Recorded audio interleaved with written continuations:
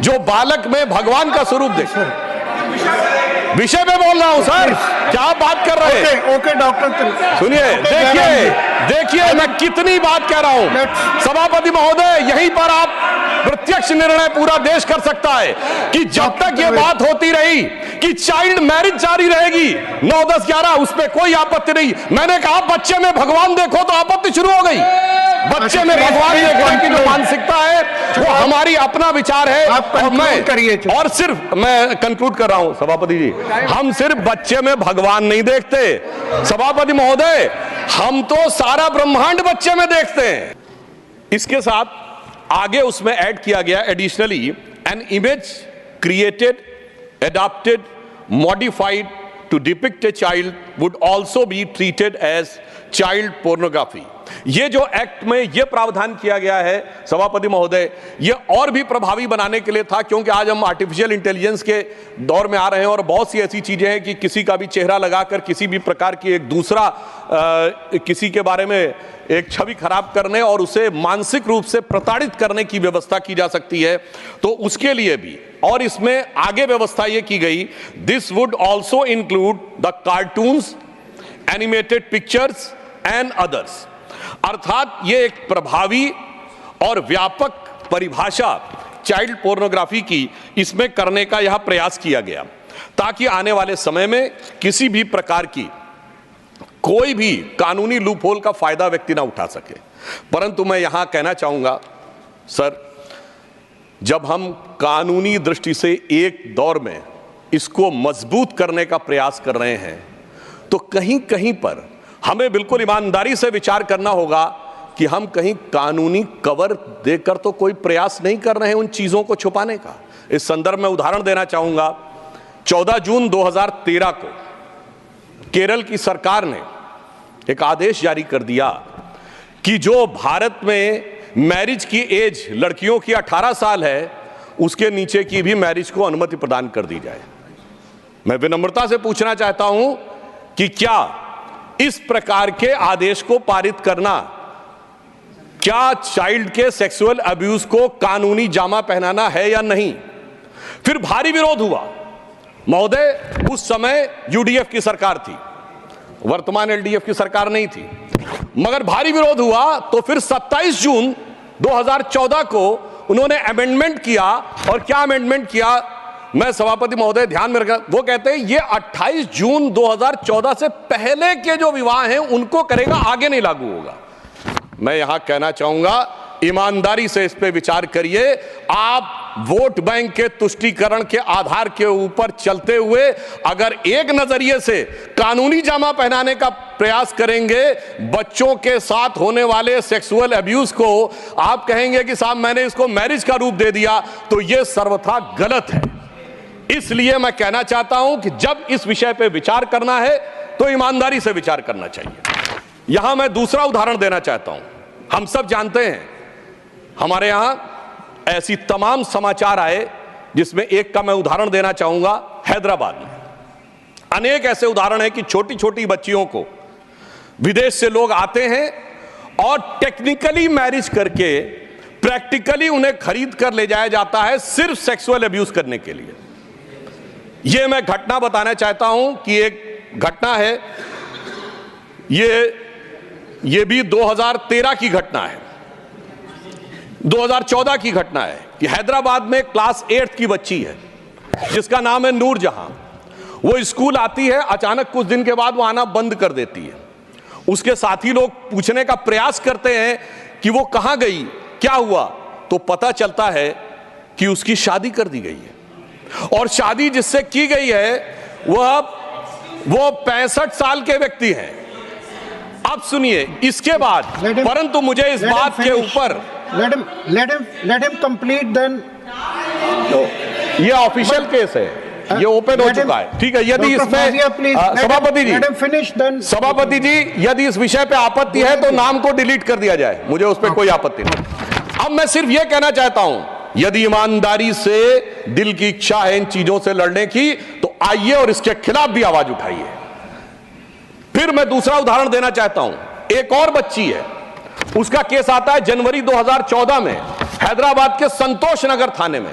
और इतनी आश्चर्यजनक बात उठ के उभर के सामने आती है कि एक 16-17 साल की बच्ची आकर शिकायत करती है। किस बात की शिकायत करती है सभापति महोदय? पूरे सदन का मैं ध्यान आकृष्ट करना चाहूंगा कि उसकी 5वीं शादी की जा रही है। 16-17 साल की आयु में उसकी 5वीं शादी की जा रही है। यह शादी के नाम के ऊपर अगर देखा जाए तो एक व्यक्ति से दूसरे व्यक्ति से तीसरे व्यक्ति को, और वह यह भी विवरण देती है कि इसमें कितने पैसे का लेन देन हुआ है। अगर सेक्सुअल अब्यूज की बात करनी है चाइल्ड के लिए तो मेरा मानना है पूरे ओपन माइंड से बात करिए और पूरी ईमानदारी से बात करिए, तो मेरे विचार से दूध का दूध पानी का पानी होगा। क्योंकि यदि मानसिकता से लड़ना है तो मानसिकता के ऊपर कोई राजनीति की संभावना नहीं होनी चाहिए। मानसिकता बिल्कुल ईमानदारी से होनी चाहिए। और यहां पर मैं ये बताना चाहता हूं सर अभी बता, अब मैं ये भी बताना चाहता हूं हमारी सरकार ने इस पे कितनी संवेदनशीलता से काम किया है। हमारी सरकार ने चाइल्ड अब्यूज को रोकने के लिए 3500 केसों के मामले में इंटरपोल की मदद ली है। यह दर्शाता है कि मोदी जी की सरकार ने सिर्फ देश की सीमा ही में नहीं, अगर सीमा के बाहर जाकर भी कहीं चाइल्ड के साथ अब्यूज हो रहा है उसको भी लड़ने का संकल्प, क्षमता और दृढ़ता दिखाई। इसलिए सभापति महोदय मैं यह कहना चाहता हूं कि जब हम इस विषय पे ईमानदारी से बात करें, आज भी यदि हमारे प्रतिपक्षी पूछना चाहते हैं तो मैं पूछना चाहता हूं, क्या भारत के कानून में आज भी विधान यह नहीं है कि 9, 10 या 11, 12 साल की बच्ची से विवाह किया जा सकता है? क्यों नहीं खड़े होते उसके विरुद्ध? आज मैं आह्वान करना चाहता हूं कि पूरे सदन को इस विषय के ऊपर मानवीय संवेदना को ध्यान में रखकर आगे खड़े होना चाहिए, ना कि राजनीतिक नफे नुकसान को देखकर। यदि हम यह करेंगे तभी हम ईमानदारी से यह कह सकते हैं कि हम चाइल्ड अब्यूज की वैधानिकता और मानसिकता दोनों पे हम कंट्रोल रख सकेंगे, so that we will be able to control these things both legally and also the morally।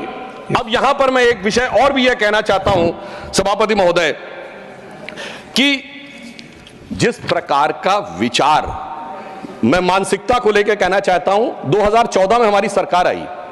आप याद करिए उस समय हमारी सरकार ने एक निर्णय लिया था कि जो पोर्नोग्राफिक साइट्स हैं उनको ब्लॉक कर दिया जाए। मैं विनम्रता से कहना चाहता हूं समाज का कौन सा सेक्शन था जो उठ के खड़ा हो गया था कि साहब ये अभिव्यक्ति की स्वतंत्रता के ऊपर हमला है और ये तो जिसको स्वतंत्रता हो वो देखना चाहिए। यह इसलिए जरूरी है कि इसी प्रकार की चीजें दिमागों में वो जहर भरती हैं। अगर आप क्रिमिनल डाटा रिकॉर्ड जाके देखें, जितने भी इन्वेस्टिगेशन के जो रिजल्ट्स अवेलेबल हैं उनमें जिन लोगों ने सेक्सुअल अब्यूज बच्चों के साथ किया है, 2 चीजें उनमें जरूर पाई गई हैं सभापति महोदय। एक, वो नशे के आदी हैं, हैवी ड्रंकर्ड स्थिति। दूसरा, उनके फोन्स में पोर्नोग्राफिक क्लिप्स और वो सारी चीजें भारी मात्रा में पाई गई।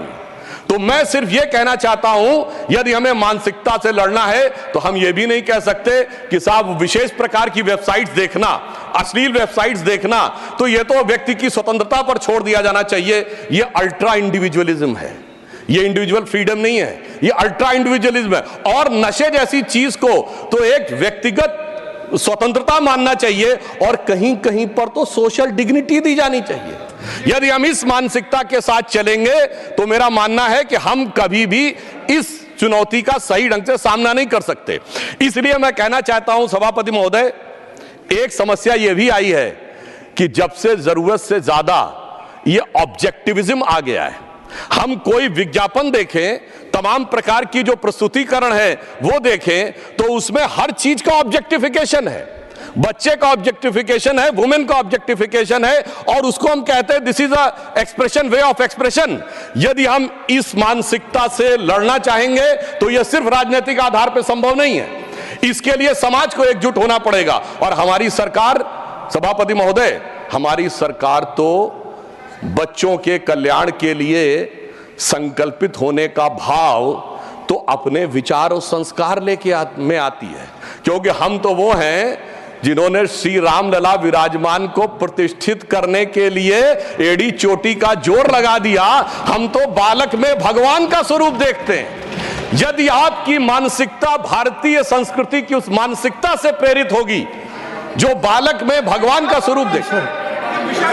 विषय में बोल रहा हूं सर, क्या आप बात कर रहे हैं? ओके डॉक्टर, सुनिए, देखिए मैं कितनी बात कह रहा हूं। सभापति महोदय, यहीं पर आप प्रत्यक्ष निर्णय पूरा देश कर सकता है कि जब तक ये बात होती रही कि चाइल्ड मैरिज जारी रहेगी 9, 10, 11, उस पर कोई आपत्ति नहीं। मैंने कहा बच्चे में भगवान देखो तो आपत्ति शुरू हो गई।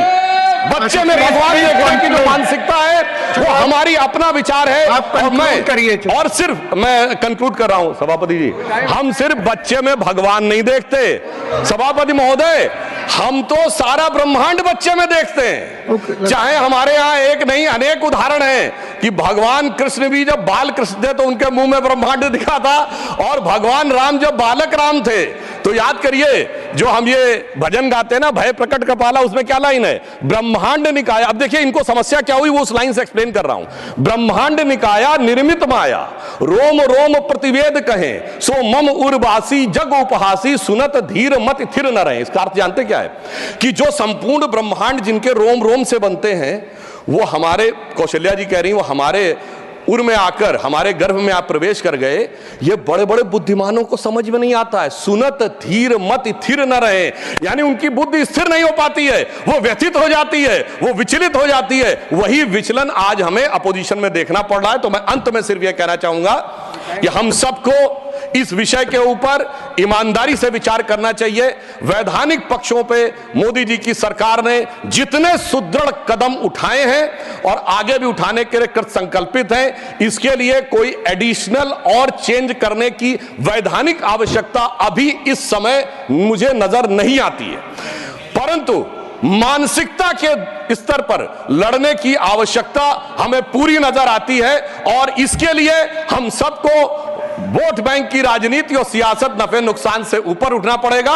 तब हम देखेंगे भारत एक नया स्वरूप ले रहा है। तो भारत के वो बच्चे जिनके लिए प्रधानमंत्री जी ने अमृत काल की बात कही है, तो यही बच्चे हैं जो इस अमृत काल के समय में जब वो अंत हो रहा होगा, हम लोग तो बुजुर्ग हो गए होंगे, तब वो महत्वपूर्ण स्थितियों में जाकर देश का नेतृत्व कर रहे होंगे। यही देश का भविष्य है। तो मैं सिर्फ यह पंक्ति कहकर बात समाप्त करता हूं कि इन बच्चों के भविष्य के निर्माण के लिए मोदी जी की सरकार कृत संकल्पित है, और हमारे सामने एक गौरवशाली अतीत हमें प्रेरणा दे रहा है।